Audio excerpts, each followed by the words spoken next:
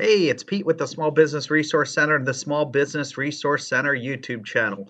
I'm giving another update because I understand nominees for the people are there. I'm not saying it's a fake site, don't get me wrong. I submitted all my information on that site, but there was another post with Elon Musk on the 14th. And even though I've been waiting, I just said, well, why wait and be proactive? So this is the second post that says we're very grateful for 1,000 Americans who expressed interest in helping us at DOGE, which is the Department of Government Efficiency. We don't need any more part-time idea generators. We're looking for high IQ, small government revolutionaries willing to work 80 plus hours a week on an unglamorous, cost-cutting.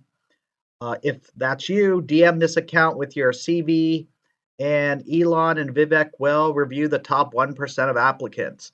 I always hate the barrier. I understand they can't look at all of them, but it's very simple. I'm going to put the link in the description.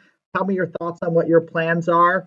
When you're looking at mine, once you hit the link in the description, if you haven't followed them already, you're going to be following this account. Once you follow the account, you can hit message. I think you can actually message without following, but I recommend doing that. And then, of course, you will have to put this into text format. So I don't want people to look at what I posted, but Okay, so what I'm going to do is I'm going to go over three parts of my CV. I'm only going to go over three even though it's 6 pages. But basically, this is page two, which is a detailed proposal for election security to secure elections, make them transparent, make them fair. I propose the following. First of all, there should be a scanned ID, so that means everybody needs a government issued ID to vote. Next of all, there would be a paper ballot. So, however the system is, and maybe we need to use the same exact system for every place. Once your ID is scanned, you have a paper ballot. The paper ballot and mail in ballots, which come in, are basically all scanned. Now, once they're all scanned, the counting is done automatically. Because keep in mind, when you scan something, it's easy to count. Also, when you scan it, what they would have is local storage of the paper ballots that are stored at the county level. And then you have reporting basically is done at the local level automatically. Everything's scanned, everything is stored, and reporting can be done in real time. This also eliminates multiple votes and makes auditing fast because everything is scanned. It's easy for fraud detection. Fraud detection, they scan the ballots, they can tell if something's fishy or ballots should not be counted. Automatically, they get flagged. There's also restricted access. So in the past, what we have is a big problem. That big problem is people are cheating. They're either cheating with paper ballots or cheating in counting. Keep in mind, if I'm at an election poll and I don't like one candidate, I could just lie and give a fake number.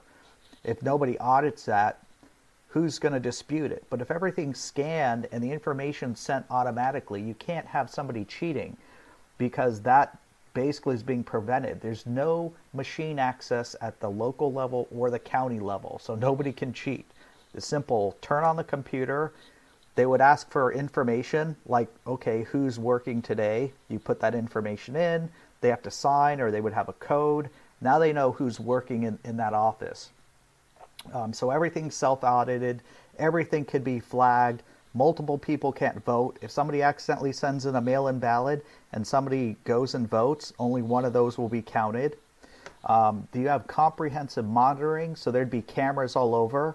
Then there would be a monitoring station, which would be every party that is in the election can be at the monitoring station. So if there's 3 parties or 4, they can all look at these cameras. And if there's something going on, they can immediately notify proper authority to see if something's being done dishonestly. So that would be the best way for election fraud to end. Now we're going to page 3, which is a proactive approach to reducing insurance losses. And I know this doesn't exactly fit to what DOGE is looking for because this is the government, but this is something I had recently started working on. So I'm in real estate and it also fits with real estate and insurance. But basically when the insurance industry has about $150 billion in losses due to natural disasters. We just had Florida hit twice, and we've had the Carolinas hit. This causes a big problem. And I'm not saying we can fix all of it, but we can drastically reduce the cost of losses in a lot of instances by being proactive. And being proactive is simple. A lot of places where a hurricane is occurring and flooding, except when there's a total loss, we can simply move things from the first floor to the second floor. I mean, this is not rocket science. For commercial stuff, high value inventory, machinery, items like cars, they can actually be put on tractor trailers moving, and they can all be staged far away, like 50 miles away from the affected area to 100 miles away to the affected area. Keep in mind, after that, all we have to do is clean up and bring items back. Boats could be moved. And the one thing shocking from that I heard is before one of the hurricanes were happening, somebody said, "Hey, I want to get my boat and move it north," and they were told they were not allowed to do that. I mean, if you're moving it 2 days ahead of time or 3 days ahead of time and you're going north, I don't see what the problem is. More than likely, you'd be moving it out of harm's way. But keep in mind, they were not allowing that. So I did put this in a computer system to estimate cost savings. The average property might be 3,000, 20,000 for a business. Keep in mind, a business like a hotel might have a whole bunch of first floors that they need to move all the furniture up. They need to move equipment, refrigerators, stuff like that. Once all that stuff is moved up, and now when they count the losses, they're not going to have to pay for all these personal items, furniture, and stuff like that to be replaced. That'll save a lot of money. So on an estimate would be 25 billion per event, and if that was saved for multiple events, that will bring the costs of insurance down instead of increasing them.